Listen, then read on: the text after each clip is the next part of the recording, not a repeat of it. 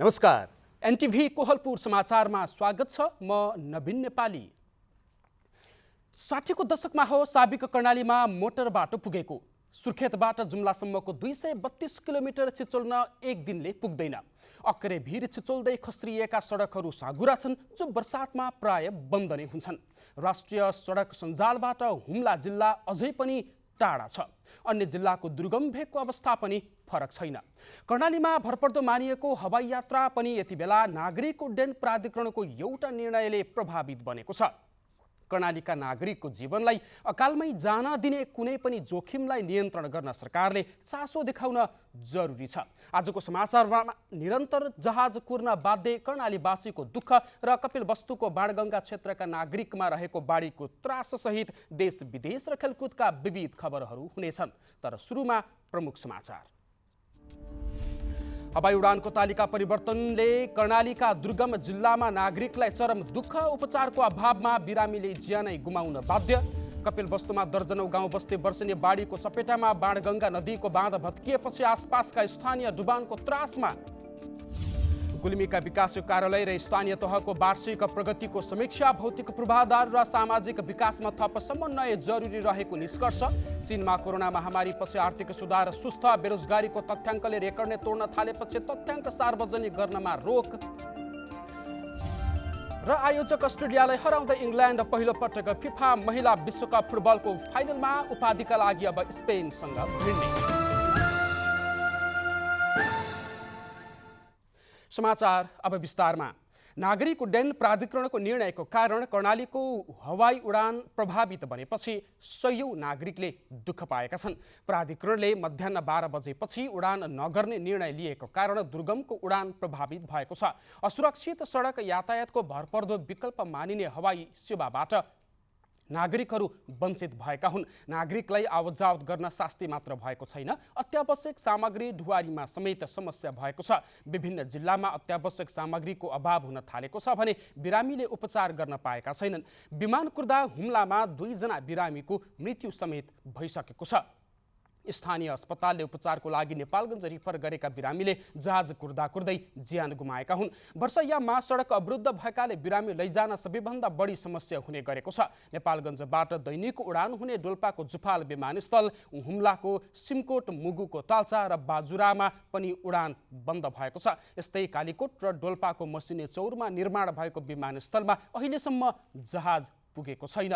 दुर्गमका विमानस्थलमा अहिले सयौं यात्रुहरू जहाजको प्रतीक्षा गरिरहेका छन्।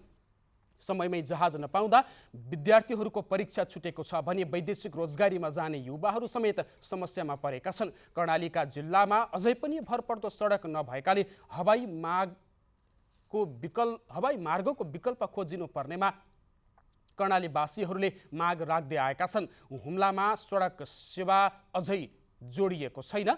प्राधिकरणको निर्णयको कारण ठप्प बनेको हवाई उडानको अवस्थाबारे कर्णालीका सरोकारवाला निकायहरूले प्रधानमन्त्री पुष्पकमल दाहाल प्रचण्डलाई भेटेर समेत जानकारी गराएका छन्। लुम्बिनी प्रदेशसभाको प्रदेश मामिला तथा कानुन उपसमितिले प्रदेश निजामती सेवाको विधेयक प्रतिवेदन तयार पारेको छ। विधेयकमा 13औं तहको प्रदेश मुख्य सचिव लुम्बिनीबाटै बनाउने प्रतिवेदन तयार गरिएको छ।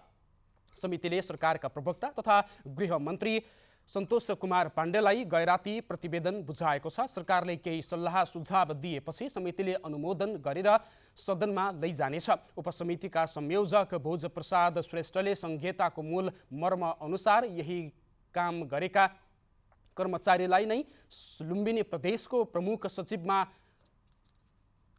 सचिव बनाउन पाउने गरी प्रतिवेदन तयार गरेको बताउनुभयो। उहाँले यो प्रस्ताव संहिताको मर्म र प्रदेशलाई बलियो बनाउने गरी ल्याइएको प्रतिक्रिया दिनुभएको छ। मन्त्रालयकै कामका लागि प्रमुख सचिव कहाँ धाउनु पर्ने बाध्यताको अन्त्य गराई मन्त्रालयको सचिवलाई अधिकार सम्पन्न हुने व्यवस्था गरेको उहाँले बताउनु भएको छ।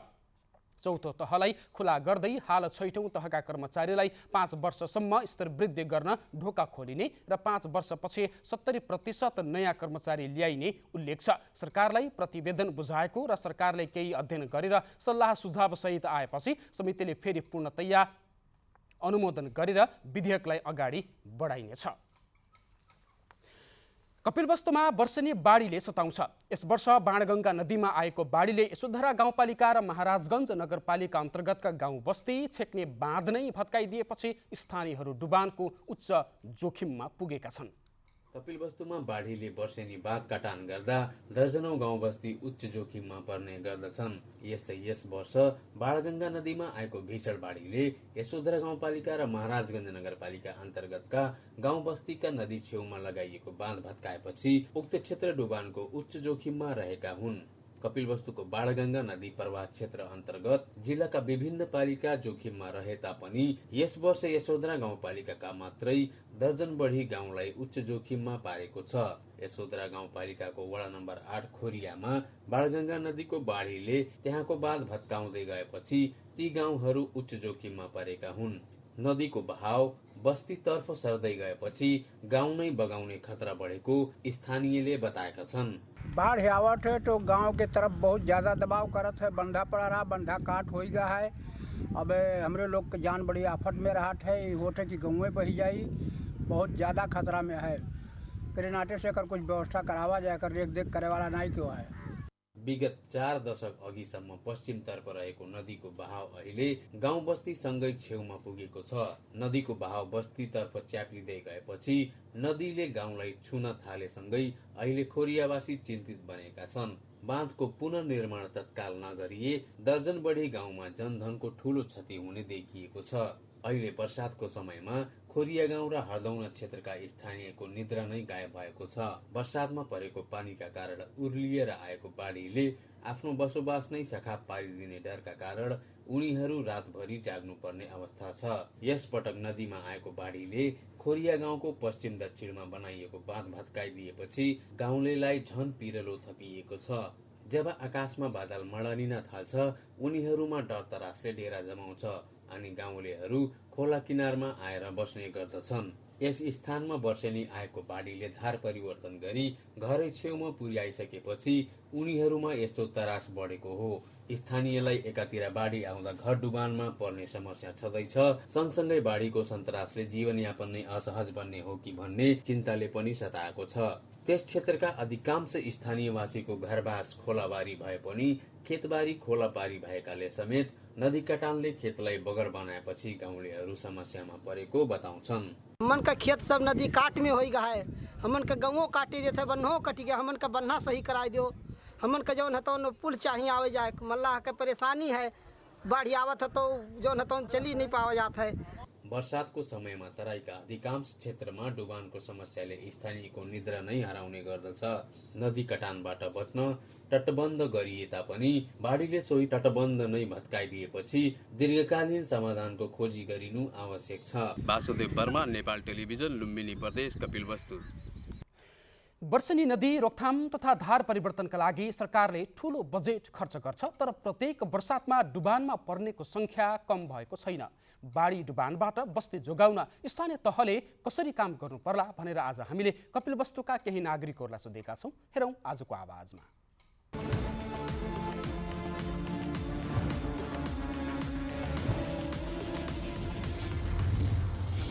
सरकारले डुबान क्षेत्रलाई चाहिँ नि उन्मूलन गर्नलाई ठाउँ ठाउँमा नदी नियन्त्रणका कामहरू गर्नु पर्यो र नदी कटानलाई रोक्नलाई नदी नियन्त्रण काम गर्नु पर्यो। सौदा बेला हामी सिमानामा छौँ। सिमानामा चाहिँ नि भारत सरकारसँग चाहिँ नि समन्वय गरेर भारत सरकारसँग समन्वय गरेर पारीका जुन बाँधहरू छ तिनीहरूलाई समयमा खोल्न लगाउनुपर्छ। बल्ल यसको उन्मूलन हुन्छ। बाढी न्यूनीकरणको लागि त नेपाल रेड क्रस सोसाइटीले पनि आजभन्दा 8 वर्ष अगाडि केही काम गरेको थियो, तर सारमा भन्नुपर्दा सरकारकै मुख्य ध्यान आकर्षण हुनुपर्छ। यसको लागि जलस्रोत मन्त्रालय, स्थानीय विकास मन्त्रालयले चाहिँ विशेष रूपमा चाहिँ यसको चाहिँ ख्याल र निगरानी पुर्याउनुपर्छ। सरकारले बाढी कसरी छेकिन्छ त्यो काम गर्नु पर्यो। इन्जिनियरलाई बोलाएर सल्लाह गरेर त्यो गाउँ ठाउँलाई जोगाउने उपाय गर्नु पर्यो, अनि न हुन्छ। सरकार भएर नयाँ नयाँ मोटर चढेर मात्रै त भएन नि। जनताको घर दैलोमा जानु पर्यो, त्यो ठाउँ हेर्नु पर्यो, त्यसलाई कसरी हामीले न्यूनीकरण गर्न सक्छौँ त्यो काम गर्नु पर्यो। सरकारले अविलम्ब यसको ध्यान दिनुपर्ने कुरा साह्रै नै ध्यान दिनुपर्दछ, यसको ख्याल गर्नुपर्छ र स्थानीय निकायदेखि प्रदेश सङ्घ केन्द्रले पनि सबै यसलाई कसरी न्यूनीकरण गरिदिन्छ, कसरी संरक्षण गर्न सकिन्छ, यो कुरालाई ध्यान दिनुपर्ने अति आवश्यक देखिन्छ। बाध नभएको कारणले गर्दा चाहिँ अत्यन्तै चाहिँ समस्या भएको छ। तसर्थ चाहिँ सरकारले चाहिँ समयमै चाहिँ यस क्षेत्रमा पुरै चाहिँ नदी क्षेत्रमा हाम्रो बाध चाहिँ पक्की बाध चाहिँ बनाइदिए चाहिँ हामी सम्पूर्ण जनतालाई चाहिँ राहत हुन थियो। वर्षैनी चाहिँ त्यो बाढी आउँछ सर, त्यो पानी पर्छ, तर त्यसको सरकार चाहिँ विरोध रूपले ध्यान दिँदैन कि चाहिँ मजबुती ढङ्गले चाहिँ त्यही चाहिँ लोकल काम गरेर चाहिँ भ्याउँछ। अब त्यो मजबुत काम भएको भए हामीहरू चाहिँ एकदम सक्षम हुन्थ्यो, तर अब मजबुत काम नभएकोले हामीलाई एकदम गाउँभरिलाई डर लाग्छ। त्यो सरकारलाई चाहिँ समयमै नै पुस माघदेखि कार्तिक महिनादेखि माघ महिनादेखि त्यहाँ मजबुत ढङ्गले काम सुरु गरिदियो भने हामीहरूलाई चाहिँ अलिक पूर्ण रूपमा काम पनि भ्याउँथ्यो र हामीहरू ढुक भएर चाहिँ बस्थ्यो।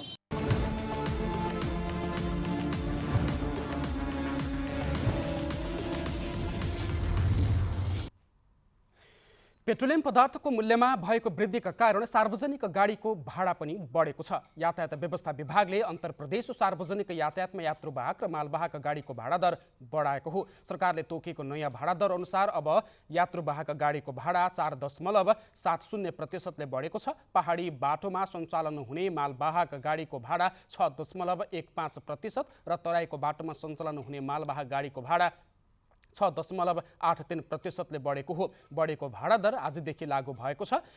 विभागका अनुसार यो भाडा 2 वा 2 भन्दा बढी प्रदेश अथवा राष्ट्रिय स्तरमा सञ्चालन हुने सार्वजनिक गाडीमा मात्र लागू हुने भएको छ। नेपाल आयल निगमले हिजो पेट्रोलको मूल्यमा प्रति लिटर 5 रुपैयाँ र डिजल तथा मट्टीतेलमा प्रति लिटर 14 रुपैयाँ बढाएको थियो। समाचारको क्रम जारी नै छ। अहिलेलाई एकैछिनको विश्राम।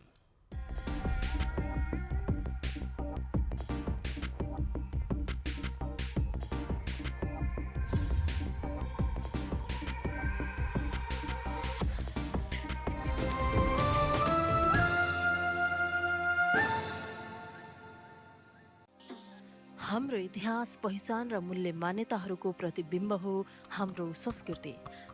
तर द्रुत गतिमा परिवर्तन भइरहेको संसारमा हामीहरूले आफैलाई सोधौँ, के हामीले हाम्रो संस्कृति जोगाउन पर्याप्त प्रयासहरू गरिरहेका छौँ?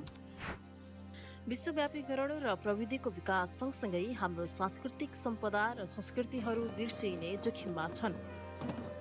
परम्परागत प्रचलन, भाषा र वेशभूषाहरू लोप हुँदै गइरहेका छन्।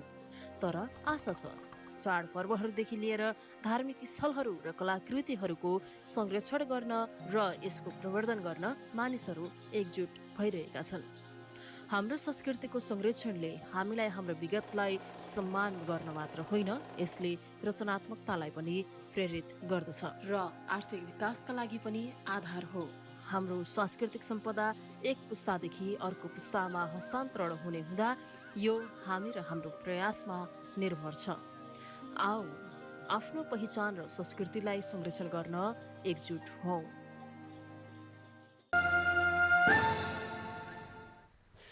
विश्रामपछि समाचारमा पुनः स्वागत छ। अब बाँकी समाचार। सञ्चार तथा सूचना प्रविधि मन्त्री रेखा शर्माले सुशासन कायम गर्ने र सेवा प्रवाहलाई चुस्त बनाउने वर्तमान सरकारको मुख्य प्राथमिकता भएको बताउनु भएको छ। सरकारले आफूले निर्धारण गरेको प्राथमिकताको आधारमा कामहरू तीव्र बनाएको बताउनु भयो। दाङको लमहीमा आयोजित एक कार्यक्रममा उहाँले गल्ती गर्ने जोसुकैलाई पनि कानुनी कारबाही हुन्छ भन्ने सन्देश दिन सरकार सफल भएको बताउनु भयो। हाई प्रोफाइल कल्चरको अन्त्य गर्न सरकारले कानुन सबैका लागि बराबर हुन्छ भन्ने सन्देश दिएको, संविधान र कानुनको मातहतमा सबै रहेको र गल्ती गर्ने जोसुकैलाई पनि नछोड्ने गरी सरकारले स्पष्ट रूपमा काम गरिरहेको बताउनु भयो।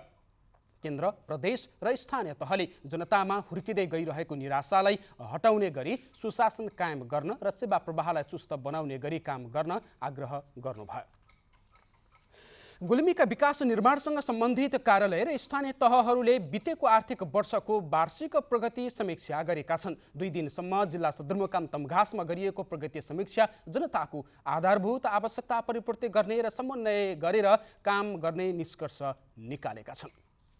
जिल्ला समन्वय समिति गुल्मीको आयोजनामा सम्पन्न कार्यक्रममा गुल्मी क्षेत्र नम्बर 2 का सांसद गोकर्ण विष्ट, प्रदेश सांसद डिल्लीराज भुसाल, विकास निर्माणसँग सम्बन्धित कार्यालयहरू, स्थानीय तहका प्रमुख लगायत सरकारवालाहरूको सहभागितामा वार्षिक प्रगति समीक्षा गरिएको हो। विकास निर्माणसँग सम्बन्धित कार्यालयहरू र स्थानीय तहको वार्षिक प्रगति समीक्षाले आगामी दिनमा गरिने कार्यक्रमलाई थप सुझावहरू पनि आउने भएकाले प्रगति समीक्षा गरिएको जिल्ला समन्वय समिति प्रमुख दौडा खत्रीले बताउनु भयो।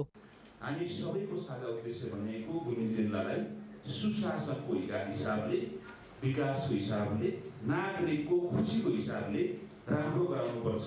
जुन भूमिकामा छौँ त्यो भूमिकालाई क्रियाशील बनाऊ। जिल्लाका 11वटा विकास निर्माणसँग सम्बन्धित कार्यालयहरू र 12वटा स्थानीय तहहरूले आर्थिक वर्ष 2079-80 को वार्षिक प्रगति समीक्षा प्रस्तुत गरेका थिए। स्थानीय तहहरूले शिक्षा, स्वास्थ्य, खानेपानी, पूर्वाधार विकास क्षेत्रमा भएका प्रगतिहरू प्रस्तुत गरेका थिए। वन्य जन्तुले खेती किसानीलाई पारेको मर्काका कारण धेरै उब्जाउ योग्य जमिन छोडेर बसाई सराई गर्नेहरू बढ्दै गएको समस्याहरू पनि प्रस्तुत गरिएको थियो। त्यस्तै विकास निर्माणसँग सम्बन्धित कार्यालयहरूले विभिन्न विकास निर्माणका कामहरूको पछिल्लो प्रगति र काम गर्ने क्रममा केही रोकिएका आयोजनाहरूको बारेमा समेत जानकारी गराएका थिए। प्रगति समीक्षा कार्यक्रममा सहभागीहरूले विकास निर्माणका कामहरू तोकिएकै समयमा काम पूरा नभएको प्रति बढी गुनासो गरेका थिए। कार्यक्रममा सांसद गोकर्ण विष्ट र प्रदेश सांसद डिल्लीराज भुसालले प्रगति समीक्षा कार्यक्रममा प्रस्तुत सुझावले आगामी दिनहरूमा विकास निर्माणको क्षेत्रमा काम गर्न थप प्रभावकारी बनाउन सहयोगी भूमिका रहने बताउनु भएको थियो। कसरी बेसी भन्दा बेसी बजेट ल्याउने, कसरी ल्याएको बजेटलाई प्रभावकारी ढङ्गले कार्यान्वयन गर्ने, कसरी प्रभावकारी कार्यान्वयन मार्फत जनताको जीवनमा आर्थिक सामाजिक हिसाबले सुधार गर्ने गरी जीवनमा विकासलाई प्रतिबिम्बित गर्ने भन्ने सन्दर्भमा हामीले ध्यान दिनुपर्ने छ। सबभन्दा काम गर्न दुःख गाउँमा खेतीपाती लगाएर बाँदर, बँदेल र दुम्सीको आतङ्क छ। यो आतङ्कलाई तुरन्त निर्णय गरेर या त्यो चाहिने बाँदरहरू बाहिर निकासी गरेर पठाइहाल्नु पर्यो, नभए मार्ने अधिकार दिनुपर्छ के कानुन त पास गर्नुपर्छ। जिल्ला समन्वय समिति गुल्मीले विकास निर्माणसँग सम्बन्धित कार्यालयहरू र स्थानीय तहहरूसँग अर्धवार्षिक र वार्षिक प्रगति समीक्षा गर्ने गर्दछ। अनिल खत्री, नेपाल टेलिभिजन, लुम्बिनी प्रदेश, गुल्मी। कैलालीको धनगढी उपमहानगरपालिकाले प्लास्टिक मुक्त अभियान सञ्चालन गरेको छ। स्वास्थ्य र वातावरणका लागि हानिकारक मानिने कालो प्लास्टिक प्रयोगमा धनगढी उपमहानगरपालिकाले कडाई गरेको छ। बजार क्षेत्रमा नियमित अनुगमन भए पनि ग्रामीण क्षेत्रमा भारतबाट लुकाएर ल्याइएका प्लास्टिक झोलाको बिक्री वितरण रोक लगाउन सकिएको छैन। तर जनचेतना बढाउँदै र नागरिकहरूको निगरानी गर्दै प्लास्टिक जन्य वस्तुको प्रयोग निराकरण गर्ने उपमहानगरपालिकाले बताएको छ। बजार अनुगमन र नगर प्रहरीले निरीक्षण गर्दा फेला परेको प्लास्टिक जन्य वस्तुको बिक्री वितरण र ओसार पसार गर्नेहरूबाट 7 महिनामा 3,75,000 रुपैयाँ जरिवाना असुल गरिएको उपमहानगरपालिकाका इन्जिनियर अशोक अवस्थीले जानकारी दिनुभएको छ। दाङमा लोपोन्मुख बाजा संरक्षण गर्न थालिएको छ। 5 वर्षदेखि पञ्चे बाजा संरक्षण गरी कला संस्कृतिको जगेर्ना गर्ने साझा प्रयास भइरहेको छ। कुनै समय दलित समुदायले मात्रै बजाउने भनेर चिनिएको पञ्चे बाजाको संरक्षणमा अन्य जातिका मानिसहरूले चासो देखाएका छन्। दाङको गढवामा पञ्चे बाजा संरक्षण समिति नै बनाएर बाजा संरक्षण अभियान चलाइएको छ। विवाह, पूजा तथा व्रतबन्धमा पञ्चे बाजा बजाउन समितिमा आबद्ध व्यक्ति पुग्ने गरेका छन्। खाली समय घरमै बिताउनेहरू अहिले पञ्चे बाजा बजाउन व्यस्त हुने गरेका छन्। समूहमा आबद्ध सबैले साझा रूपमा बाजा बजाउन जानेका छन्। राधा अधिकारीले बढाई, नौमती, झ्याली लगायत 5 तालको बाजा बजाउँदै आउनु भएको छ। अब मैले हल्का झेली पनि बजाउँछु, बाजा बजाउँछु। हामीले 5 तालको बाजा बजाउँछौँ, पहिला बढाई बजाउँछौँ, अनि नौमती बजाउँछौँ, अनि नङ्ग्रेन, अनि लास्टमा बाटे ताल। हेर्नुहोस् अब कसरी बुझिन्छ होइन। हामीले 5 थर बजाउँछौँ। अहिले आएर हामीलाई खुसी लाग्छ। हेर्नुहोस् अब हामी पूजामा पनि हिँड्यौँ, बिहामा हिँड्यौँ। पञ्चे बाजा कला संस्कृति केन्द्र स्थापना गरेर लोपोन्मुख बाजा संरक्षणको अभियान थालिएको हो। यो अभियानमा अहिले समुदायका महिलाको सक्रियता बढेको छ। विवाह, व्रतबन्ध, पूजा लगायत सभा समारोहमा माग बढेको हो। कुनै समय दलित समुदायका व्यक्तिले मात्रै बजाउने भनेर चिनिएको बाजा अहिले साझा रूपमा बजाउन थालिएको छ। लोप हुन थालेको बाजा संरक्षण गर्ने अभियानलाई प्राथमिकता दिएको गढवा पञ्चेबाजा कला संस्कृति केन्द्रका प्रवक्ता तिलक बहादुर पुनले बताउनुभयो। एउटा चाहिँ लोप हुन लागिसकेको जुन एउटा संस्कृति थियो हाम्रो चाहिँ पञ्चेबाजा भन्ने, यसलाई चाहिँ हामीले जगेर्ना गर्ने हाम्रो प्रमुख उद्देश्य हो। र अहिले चाहिँ हामीले विभिन्न जात जाति महिला पुरुष सबै मिलेर हामीले चाहिँ यसलाई चाहिँ संरक्षण गरिरहेको अवस्था छ र चाहिँ हाम्रो समुदायमा पनि चाहिँ यसको चाहिँ प्रभाव परोस्, समुदायले पनि चाहिँ अलिकति चाहिँ यसलाई जगेर्ना गरेको चाहिँ राम्रो होस् भनेर चाहिँ दृष्टिकोण राम्रो होस् भन्ने हिसाबले पनि हामीले चाहिँ त्यसलाई चाहिँ यो हाम्रो पञ्चेबाजालाई चाहिँ हामीले संरक्षण गरिरहेका छौँ। परम्परागत लोक बाजाको संरक्षण गर्न समुदाय स्तरबाट भएको सक्रियतालाई सरकारको साथको आवश्यकता परेको देखिन्छ। दशरथ घिमिरे, नेपाल टेलिभिजन, लुम्बिनी प्रदेश, दाङ। कक्षा 12 को ग्रेड वृद्धि परीक्षा आगामी असोज 6 र 7 गते हुने भएको छ। परीक्षाको नतिजा नन ग्रेडेड अर्थात् एनजी लिएका विद्यार्थीका लागि यो परीक्षा हुने भएको हो। विगतका वर्षमा दुईवटासम्म विषयमा एनजी आउँदा ती विषयमा मात्रै ग्रेड वृद्धि परीक्षा त्यही वर्ष दिन पाउने र 2वटा भन्दा विषयमा एनजीआईमा अर्को वर्ष सबै विषयको परीक्षा दिनुपर्ने व्यवस्था रहेको थियो। तर यस वर्षदेखि यो व्यवस्था परिमार्जन गरी जतिवटा विषयमा एनजी आएको हो त्यसको मात्र परीक्षा दिन पाउने व्यवस्था गरिएको राष्ट्रिय परीक्षा बोर्डका अध्यक्ष डाक्टर महाश्रम शर्माले बताउनु भएको छ। यस वर्षको नतिजा अनुसार 1,23,396 जनाले ग्रेड वृद्धि परीक्षामा सहभागी हुन पाउनेछन्। समाचारको क्रम जारी नै छ, एकैछिनको विश्राम।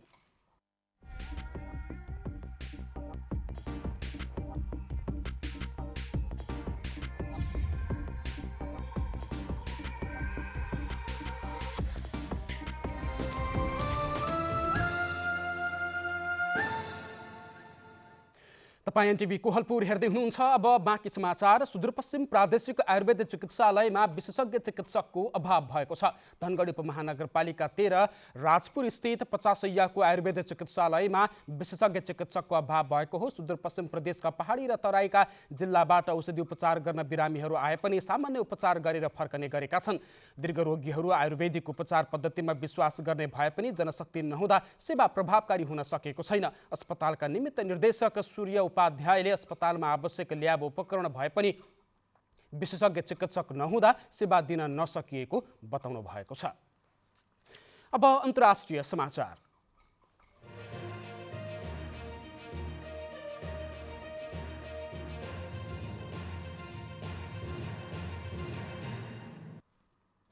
चीनले बेरोजगारीको तथ्याङ्क सार्वजनिक गर्न रोकेको छ। हरेक महिना सार्वजनिक हुने तथ्याङ्कले पछिल्लो समय रेकर्ड बनाउन थालेपछि चीनले उमेर समूहको बेरोजगारी तथ्याङ्क सार्वजनिक गर्न रोक लगाएको हो। गएको जुनमा सार्वजनिक भएको तथ्याङ्क अनुसार चीनका शहरी क्षेत्रमा 16 देखि 24 वर्ष उमेर समूहका युवा मध्ये 21.3% बेरोजगार रहेको सार्वजनिक भएको थियो। चीनको राष्ट्रिय तथ्याङ्क विभागले पछिल्लो पटक अर्थतन्त्रका सूचकहरूको मासिक स्थिति सार्वजनिक गरे पनि यो उमेर समूहको बेरोजगारी बारे तथ्याङ्क सार्वजनिक गर्न सकेको छैन। चीनले सन् 2018 मा उमेर समूहको बेरोजगारीको तथ्याङ्क प्रकाशित गर्न थालेको थियो। चीनमा कोरोना महामारीपछि आर्थिक सुधार सुस्त गतिमा भइरहेको छ। अब आर्थिक समाचार।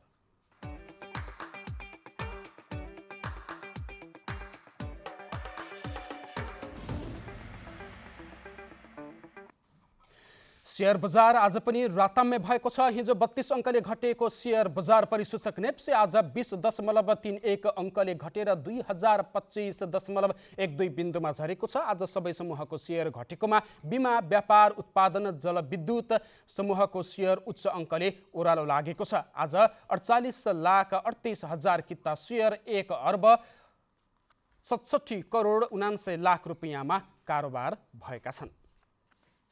अब खेलकुद समाचार।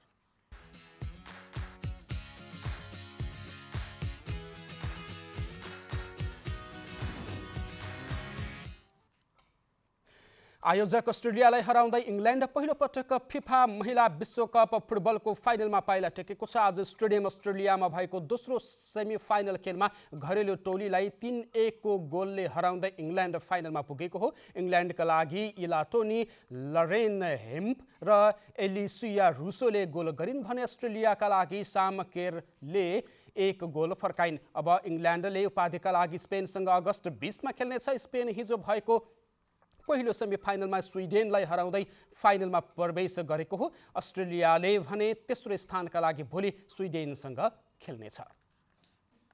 अब मौसम समाचार।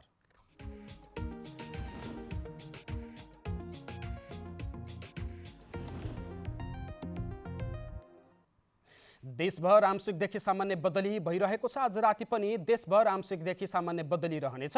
कोशी, मधेस, बागमती र गण्डकी प्रदेशका केही स्थानहरूमा तथा बाँकी प्रदेशका थोरै स्थानहरूमा मेघगर्जन, चट्याङसहित हल्कादेखि मध्यम वर्षाको सम्भावना रहेको छ। साथै कोशी तथा गण्डकी प्रदेशका 1-2 स्थानहरूमा मेघगर्जन र चट्याङसहित भारी वर्षाको समेत सम्भावना छ। अब मौसम सम्बन्धी थप विवरण।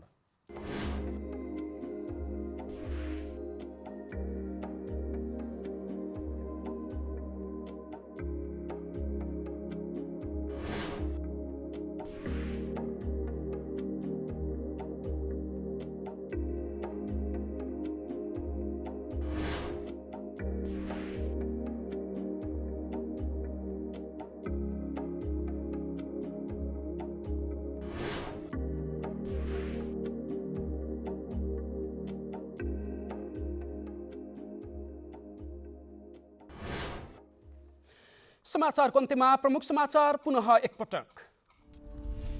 हवाई उडानको तालिका परिवर्तनले कर्णालीका दुर्गम जिल्लामा नागरिकलाई चरम दुःख। उपचारको अभावमा बिरामीले ज्यानै गुमाउन बाध्य। कपिलवस्तुका दर्जनौं गाउँ बस्ती वर्षेनी बाढीको चपेटामा। बाणगङ्गा नदीको बाँध भत्किएपछि आसपासका स्थानीय डुबानको त्रासमा। गुल्मीका विकास कार्यालय र स्थानीय तहको वार्षिक प्रगतिको समीक्षा। भौतिक पूर्वाधार र सामाजिक विकासमा थप समन्वय जरुरी रहेको निष्कर्ष। चीनमा कोरोना महामारीपछि आर्थिक सुधार सुस्त। बेरोजगारीको तथ्याङ्कले रेकर्ड नै तोड्न थालेपछि तथ्याङ्क सार्वजनिक गर्नमा रोक। र आयोजक अस्ट्रेलियालाई हराउँदै इङ्ल्यान्ड पहिलो पटक फिफा महिला विश्वकप फुटबलको फाइनलमा उपाधिका लागि स्पेनसँग भिड्ने।